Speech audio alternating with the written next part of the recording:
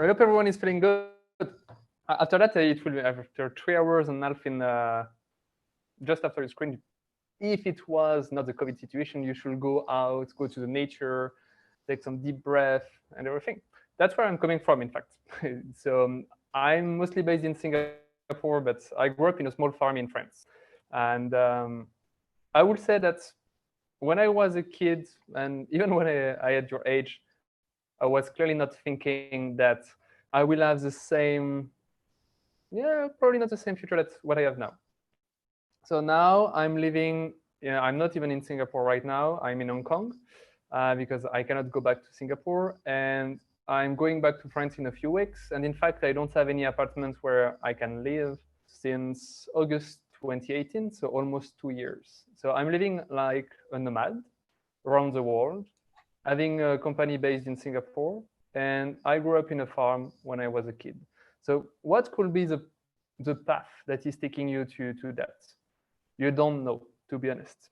Let's be frank, you don't plan to do these kind of things. So when I was your age, my main thing was to play sports. I wanted to be almost a professional, and I was training a lot, doing a lot of things in the rural space at the same time with my small community that is always the same people. I knew my parents' friends, even my grandparents' friends, and not only friends. When I'm saying friends, is like really people living in the village. So it's very interesting to see what you can achieve and without planning anything, in a sense. Even now, when I'm going to a country, I'm not planning anything. Is it good? Is it bad? Everyone has his own right to decide on that. And in fact, you have to find what is suitable for you. So how did I arrive there? I think that the only thing that is still in common is I liked computer science, I liked numbers, and I liked people. That was the three key things, I would say, when I was around your age. And with sport, for sure, but I let on the side sport a little after for different reasons. But I went to a boarding school during high school, where it was 14 hours a week of training, and just not the good fit for me at this time, not the good trainers, and I didn't want to do that. Just that. My brother and sister did that before. I knew what it was, and it was just not what I wanted to do. So basically, I just refocused on what I want to do. And at this time, it was just playing with numbers, do some sociology, economics, because in high school, I was introduced to those topics in France. And that's it. I went to university going for a bachelor in sociology and computer science, mathematics, statistics. Very cool program where you can learn both at the same time, both sides, social science and technology. I continued with a master in data science, and that's where I entered the professional space, working for a little less than 2 years in Lyon, in France.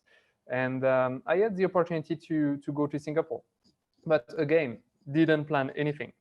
I mean, when I came here, I was starting a PhD in France, but I had an issue with the company I was doing it. That was my previous company that canceled that just at the time we should start. So I was looking for a new company to do my PhD, and at the same moment, I received an email. Hey, we have this opportunity, 2 years program. It's a French program helping young European going abroad in French companies, to make that simple. And it was like, okay, 2 years program in Singapore. I never thought about Asia before. I never went to Asia before. And I was like, yeah, why not? I studied a little in Canada in the middle. I worked for an internship in Canada. It was very cool. Why not going again? Singapore seems nice. I don't know so much where it is, what we can do there, and so on, but let's go. And that's where I am, in a sense, going to Singapore.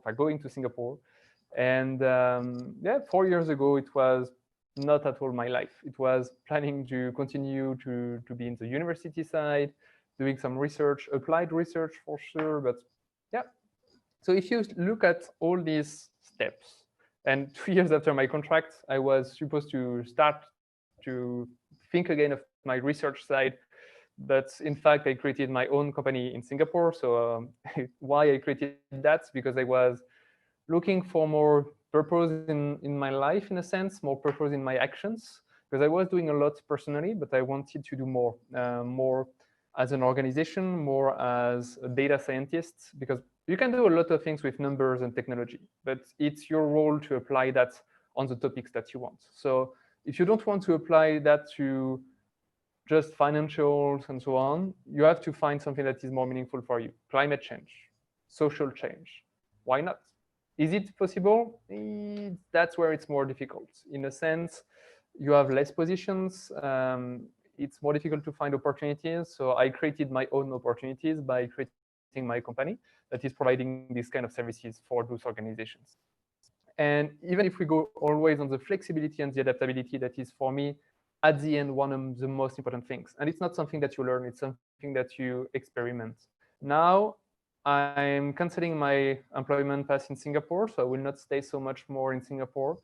And in fact, I'm going back to France for a little while to create a new company in France because I want to test and to push more social entrepreneurship, to push people that are looking for new opportunities, people that are less privileged, to offer them opportunities, job opportunities, revenue opportunities, training opportunities. And I can do that now almost only in France because we have the virus. So I cannot go anywhere in a sense in my nomadic life. So normally I should be right now in Nigeria after teaching in Cambodia, for example. But that's not possible. So, okay, I have to go back to France for a little bit. So what can I do there for a few months or up to a year, launching new projects? So if there is something really that I would like to share with you is that keep your eyes open. And the only thing that I will change in a sense on what I did before is to open my eyes before, to make sure that I'm looking around and not looking at the news, not looking on just the surface, trying to connect with people that are already there. If you have the opportunity to go on exchange program with other students in abroad families, do that. Seriously, it's the kind of things that are incredibly powerful to open your eyes, to help you to discover new things, new cultures, new way of thinking, and that will help you to bring clarity on all the other opportunities that you have later.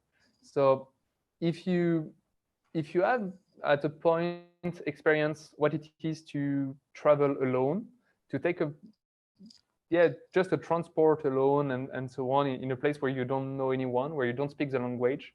The first time you're kind of, oh, it will be difficult. Second time, it's okay, like last time. And after it's, oh, okay, I will do that, and it's working. So that's all the kind of things that you learn just by experimenting it. So you have different ways of experiencing something. And the fact already that you are there, it's a good sign because you are trying already to learn from others. So keep going with this mindset and build that even stronger. Connect with people, exchange your ideas, connect with people that are like you, but also that are not at all like you. It's too easy to be with people that are just like you. If I stayed, for example, at my parents' place, you know who is living with who will be married with who, even because it's small places, everyone knows everyone. And I could say that the day-to-day is almost the same year after year. So that's a choice. You can keep your comfort, stay there, know your ecosystem, build your tribe. That is a tribe where you know everyone. That's an option. But you can also really explore a lot of things. And the fact that you are there is showing that you are a little more on the other side and connect with anyone that you can. Seriously. That will be my main thing. And don't be afraid on the future. You will learn to deal with that. And it's by going always to the next step that you will leave your comfort zone. And by not being so much comfortable, you find new solutions. You find innovation on your own lives, on how you can help others, and keep going, keep building things, go to the next step. And that would be for me the most important. So if you have any questions, do not hesitate on anything, what it is to live without any place to live, so being homeless, by choice, in a sense. To build a company, in a foreign country, how do you keep contact with others? All these kind of things that maybe intrigue you, or whatever else you can add me.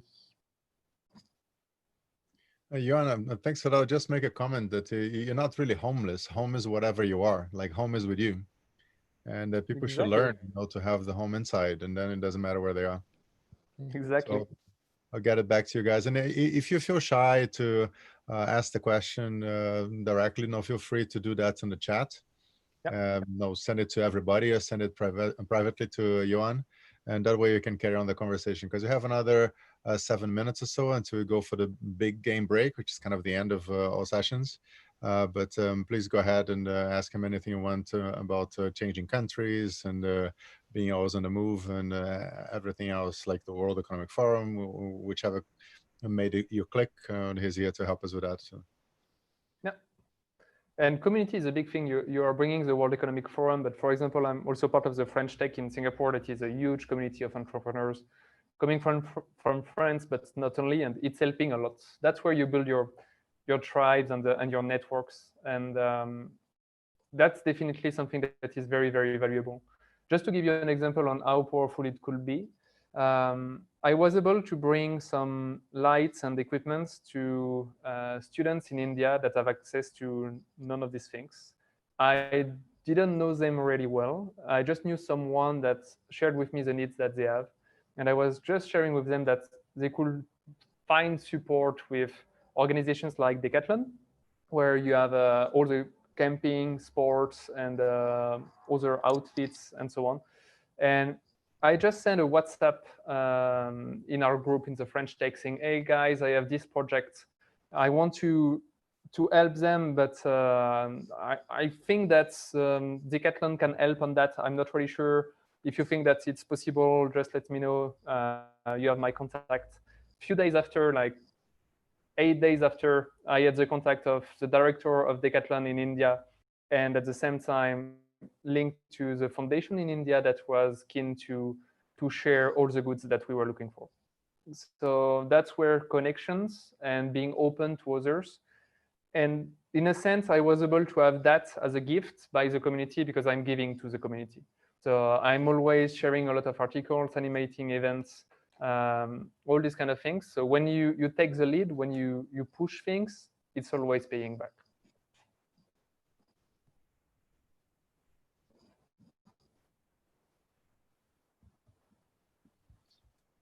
Just check who else is here. So if any of the volunteers would like to ask a question, and now that we're kind of coming to the end of the first day of this crazy idea that became a reality of asking teenagers to join a conference for 4 hours online.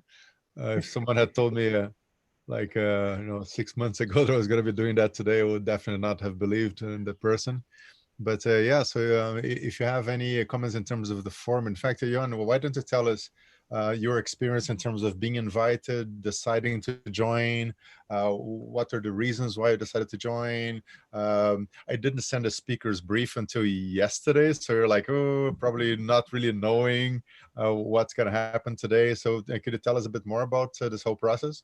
Yeah, for sure. I think it's linked also to the fact that those days in Singapore, I was working on a few ideas and we did things. When you sent the message, the same day I was discussing with the Global International Indian School on the follow-up on an event that we did on innovation, technology, design thinking, and so on. And I was like, oh, perfect fit. That's true that we did these kind of things in Singapore, and definitely it's for me it's an age where if I was at the same situation, I would love to have this kind of connection. So I was like, okay, just good fit. I have time for that. Why not just taking a little time to discuss, to share? Because just sharing all these things can have an impact on other lives. So be yourself, share, and as I said before, the more you give, the more you have at the end. That's really my way of doing things, and I'm building friendship before business. So I can contact anyone, even people that have big titles and so on, more because I want to share or to discuss an idea with them. And that's the same. And they will do that, maybe not. But if someone at the end is asking me to have the same discussion, I'm very happy to enter this discussion, because you never know. I met so many people, so many clients, so many potential projects just because you go somewhere, because you are involved in something.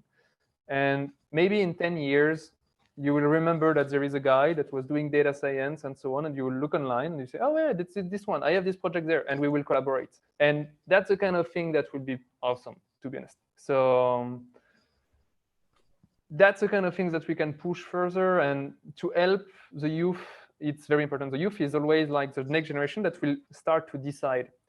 Youth has to work with others. We cannot think of about the youth just keeping the youth there. And my wish, in a sense, is like more to break the silos between generations. Youth have so much to learn from elderly and vice versa. So you have so much things like this that you can help them, they can help you, and everyone in the middle can help. That's really the kind of things that are incredible. And if you just open the door, I learned so many things with my nieces, my nephews, and it brought me so many ideas on what I could do later. So it was like, okay, why not? And so just to give you an example, from next week, we could have, like, in my company, 7 new interns coming in, just because they have no more internship on the other side. And it came just with one discussion with an organization that is dealing with the students, and they're like, oh, they don't have internships anymore, so they're looking for new things to do. I'm always looking for people looking to do things. So if you just put yourself in a situation where you can do things, do that. Just go to, and if people don't believe you and think that you have like this kind of imposter syndrome, never believe that. You can always bring value to someone or to something. And even if it's small thing, and to be honest, when you will look back, you will be like, I really did that. It was very so small, or I could do that better, different. But yeah, now you can do that better and different, because you learned and you did that. You maybe failed even to do that, but you learned in the process. So your life is a long learning journey. It's a long actions journey. And every step you take, every actions you take will lead you to the next one. And that's like this that we can continue to build like a stronger humankind and a sustainable world, working together collaboratively. So keep your eyes open, keep your heart open, keep yourself open, and most importantly, I will say, never stop. Just keep moving for yourself and keep moving. Maybe the next step is taking some rest, but you know that you are taking some rest to go to the next step. And that's always the kind of thing. So think on the long term, not knowing what you will do, but knowing that you will do. That will be the most important.